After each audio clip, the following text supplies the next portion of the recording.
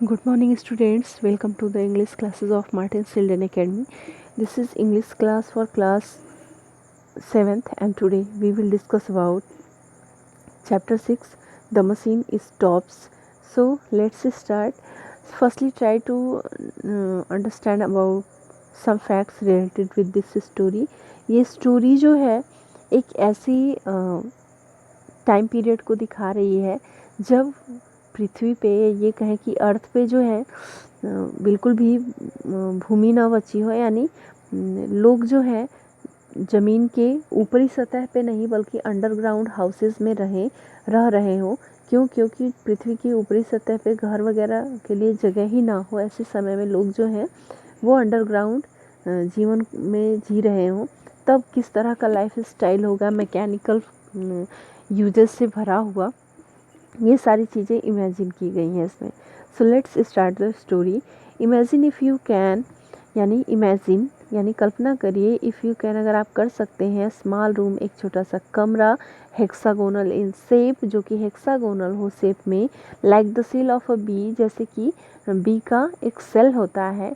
It is lighted neither by window nor by lamp, इसमें रोशनी न तो किसी लैम्प से आ रही हो, यानी उस कमरे में न रोशनी जो है विंडो से आ रही हो न लैम्प से, लेकिन एक सॉफ्ट रेडियंस से हल्की हल्की रोशनी भरी हुई हो। There are no opening for ventilation, यानी शुद्ध हवा के लिए, ताज़ी हवा के लिए कोई भी खुला जगह ना हो। It the air is fresh, लेकिन फिर भी हवा जो हो वो फ्रेश हो। There are no musical instruments, कोई म्यूज़िकल इंस्ट्रूमेंट्स ना हो, और फिर भी जो है इस समय रूम में हल्की मेलोडियस साउंड्स में जो है म्यूज़िक बज रहा हो। An arm chair in the centre, एक आर्म चेयर हो सेंटर में। By its side a reading desk, जिसके बगल में एक रीडिंग डेस्क हो।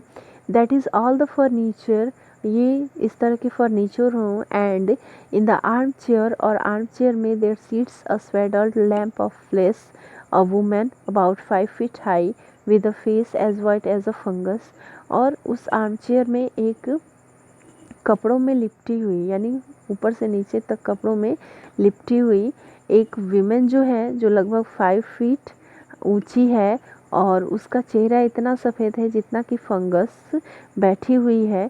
It is to her that the little room belongs, ये वही लड़की है जिसका ये रूम जो है बिलोंग करता है, यानी इसी वुमेन का वो कमरा है। एन इलेक्ट्रिक बेल रंग, एक इलेक्ट्रिक बेल रिंग करती है।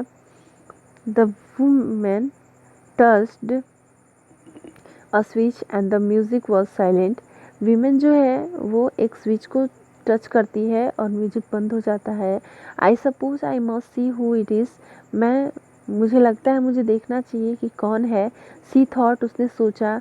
And set her chair in motion, और अपने चेयर को गति में कर लिया, यानी अपने चेयर के साथ बढ़ने लगी आगे।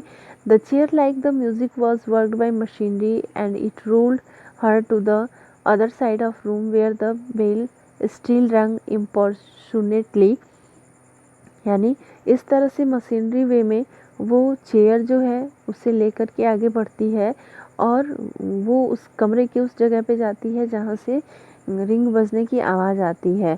हु इज़ इट, कौन है। सी कार्ड, उसने पूछा। हर वॉइस वॉज इरिटेबल, उसकी आवाज़ चिड़चिड़ाहट से भर गई थी। For she had been interrupted often since the music began, for she had been interrupted often since the music began, or she knew several thousand people in certain directions. Human communication had advanced enormously, कह रही है for she had been interrupted often since the music began, और उसे इस तरह से जो music start हुआ था उसमें इंटरप्शन फील हो रहा था। वो जानती थी कि कुछ हजार व्यक्ति हैं जो निश्चित डायरेक्शंस से ह्यूमंस हैं, और ह्यूमन कम्युनिकेशन जो है वो काफ़ी एडवांस है। But when she listen into the receiver, लेकिन जब वो रिसीवर में सुनती है, her white face wrinkled into smiles, तो उसका सफ़ेद चेहरा झुर्रीदार सफ़ेद झुर्रीदार चेहरा जो है वो मुस्कुराहट में बदल जाता है। एंड सी सेड, और वो कहती है, वेरी वेल बहुत अच्छे, लेट अस टॉक, चलो बात करते हैं। I will isolate myself, मैं अपने आप को खुद आइसोलेट कर लूँगी। I do not accept anything important will happen for the next 5 minutes, मैं उम्मीद करती हूँ कि अगले 5 मिनट तक के लिए कुछ भी ज़रूरी काम नहीं होगा, यानी मैं 5 मिनट के लिए फ्री हूँ। For I can give you fully 5 minutes Kuno, मैं तुम्हें पूरे 5 मिनट देती हूँ Kuno. And then I must deliver my lecture on music during the Australian period, और तब इसके बाद मैं topic music during the Australian period पे अपने लेक्चर को कंटिन्यू करूँगी यानी दूंगी। She touch the isolation knob, वो आइसोलेशन नॉब को टच करती है, छूती है। So that no one else could speak to her, ताकि दूसरा कोई उससे बात न कर सके। Then she touch the lightning switches, तब वो रोशनीदार स्विचेस को छूती है। And the little room was plunged into darkness, और छोटा कमरा जो है वो अंधेरे से भर जाता है। बी क्विक, जल्दी करो, सी कार्ड, वो कहती है। हर इरिटेशन रिटर्निंग, उसका चिड़चिड़ापन वापस आ रहा है। बी क्विक कुनो, जल्दी करो Kuno. Here I am in the dark watching my time, यहाँ मैं अंधेरे में बैठी हूँ, अपने समय को देख रही हूँ, मीन्स मेरा समय बीत रहा है। But it was fully 15 seconds before the sound round plate that she held in her hands began to glow, लेकिन लगभग 15 मिनट हुए होंगे कि उसने जो अपने हाथ में गोल प्लेट पकड़ा हुआ है वो ब्लू चमकने लगा।